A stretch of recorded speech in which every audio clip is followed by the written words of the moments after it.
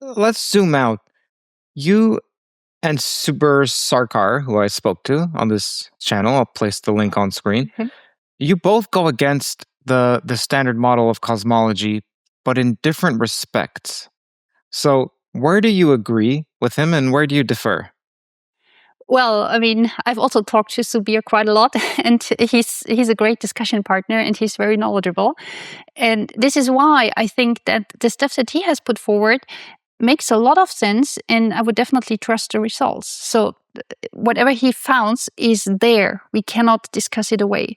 And he comes from particle physics, so he says anything below this 5 sigma that he also mentioned in your interview is nothing, because it could go away as just a side effect or just some fluke.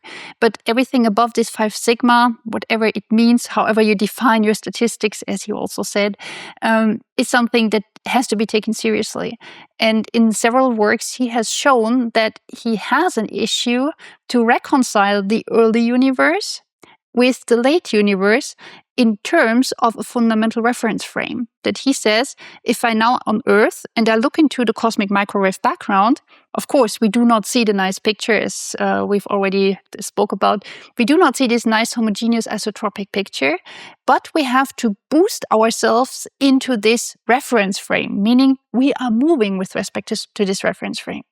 And now, if Subir comes and says, if this reference frame is fundamental, I should also see it in a later part of the universe. So if I take a look at faraway quasars, they live in a bit later universe, then I could say I should do exactly the same boost, and I should see a homogeneous and isotropic distribution of these quasars in this reference frame.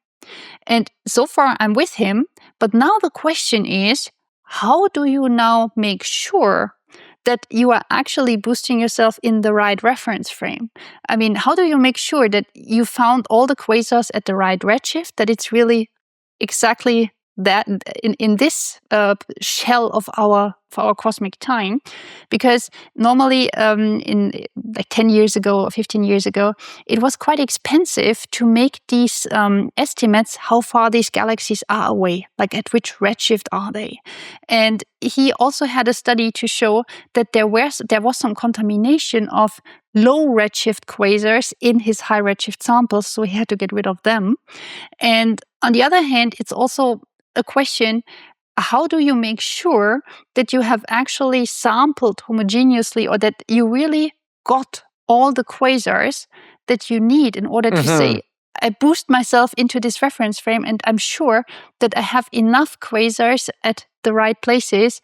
I mean, he also argues that he needed more than 1 million quasars in order to get his probe to be significant. But the question is still, have we found all of them?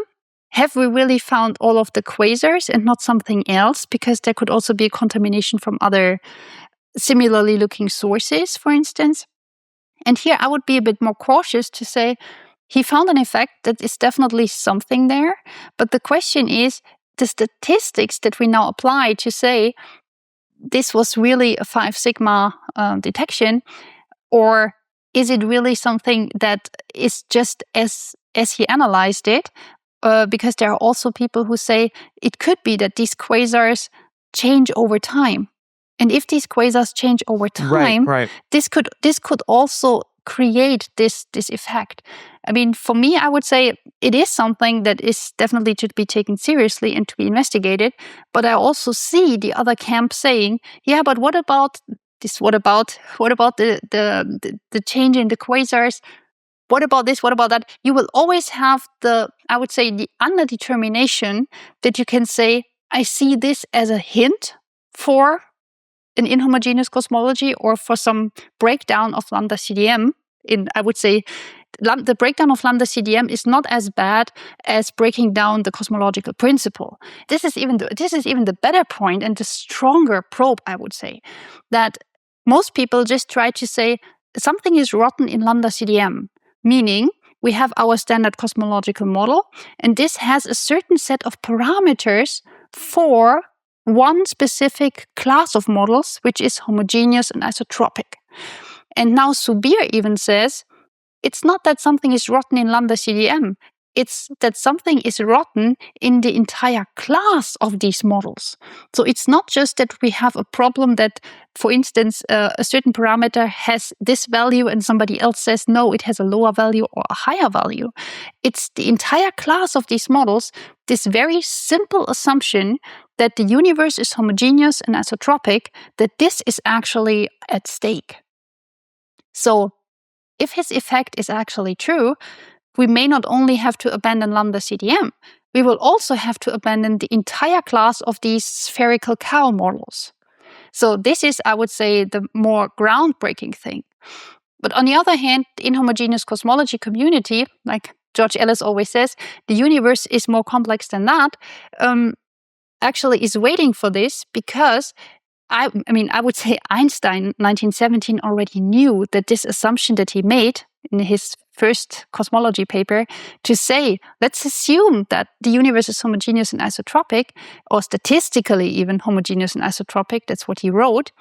He wrote clearly, I assume this, but I do not think that this is true, because even with my limited knowledge of stars and a little bit of a galaxy, I see that there are stars and there is nothing. So I know that I make a simplified assumption, and I hope that with more data, we will overcome this simplified assumption and we will get to the next level of detail. So this is the interesting part.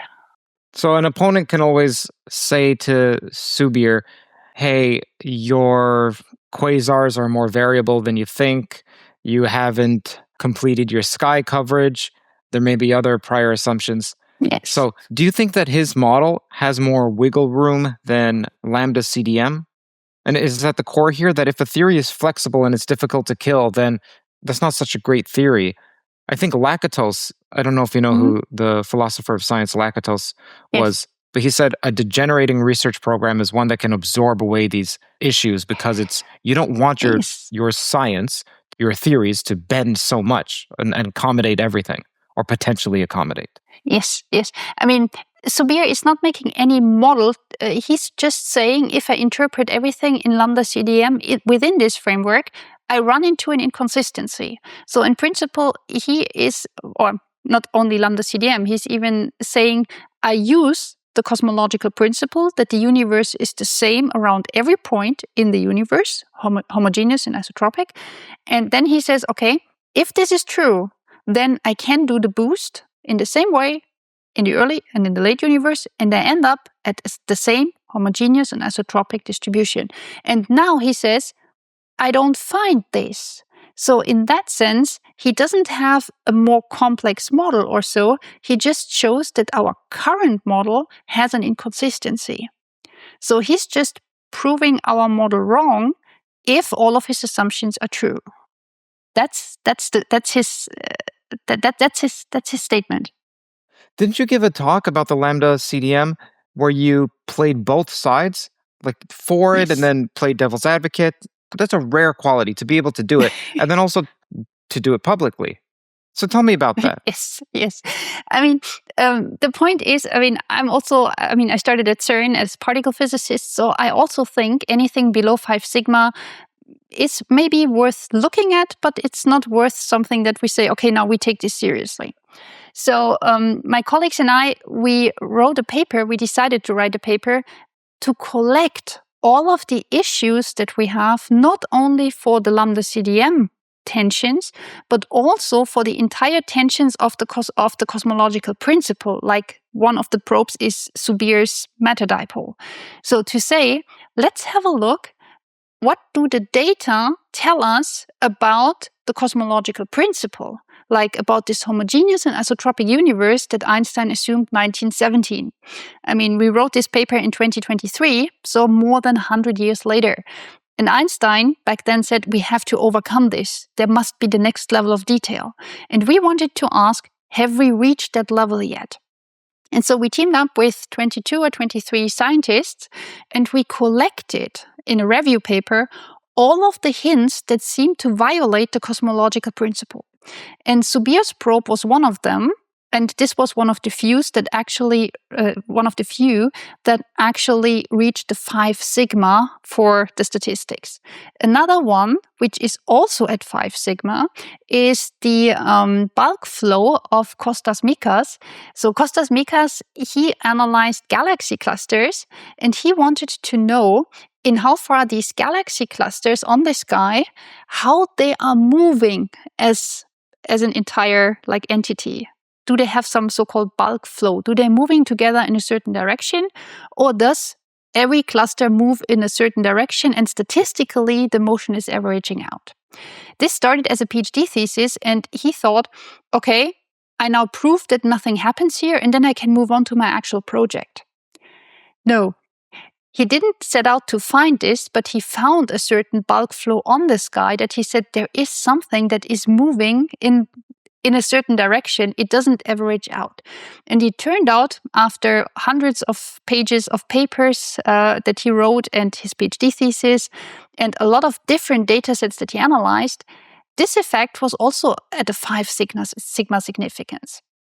And so in our paper, we had Kostas as a co-author, of course. So we found that there are actually many effects that hint at a violation of this cosmological principle. Subir's is one of the most prominent with 5 sigma. Kostas Mikas' bulk flows is also one at 5 sigma. And then we had several other effects as well that were not at 5 sigma, but maybe at 3 or 4 sigma. For instance, Alexia Lopez and Roger Gloves, they found what was called back then the giant arc on the sky, a really very big structure on the sky that seemed to be like clustering, but in a larger on a larger scale. And by now, they even found a giant ring, so the whole structure is growing and growing. It's getting larger and larger. And this means now, if we have a finite time from the Big Bang till now, how can we assemble such a huge structure?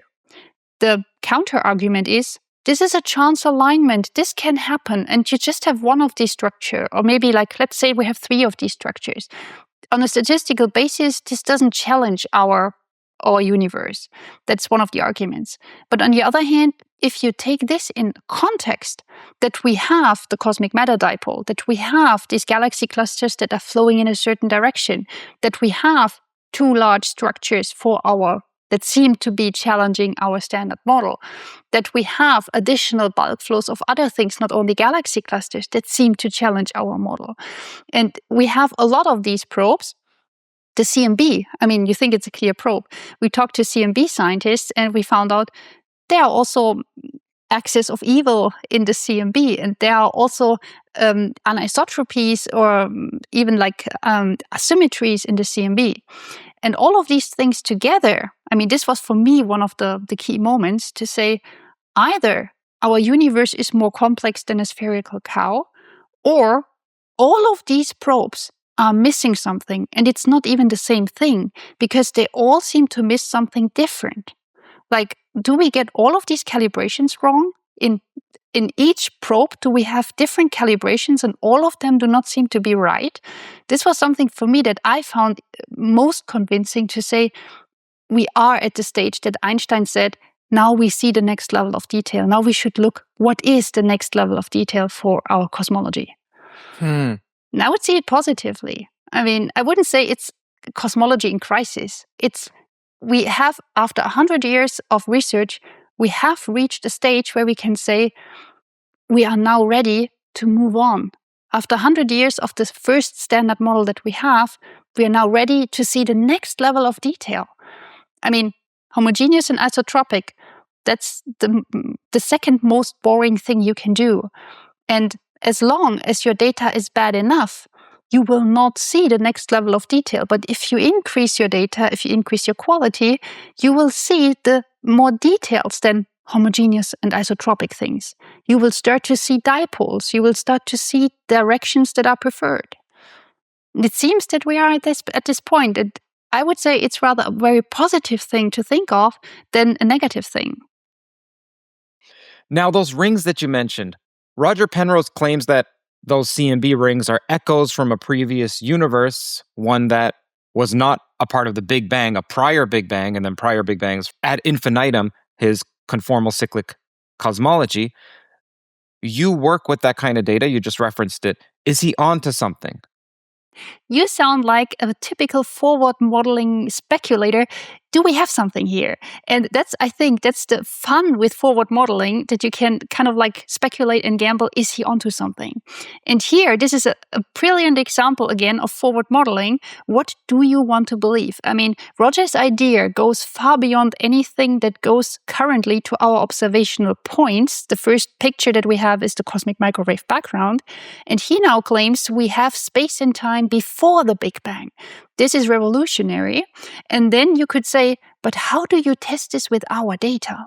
And here, which I find is really great, that he makes predictions that can actually be tested in our own data that we have at the moment. And he says that in this cosmic microwave background, there should be these remnants of the black hole mergers, the so-called circles of low variance. And he and another person, they also teamed up in order to measure these, to find these rings.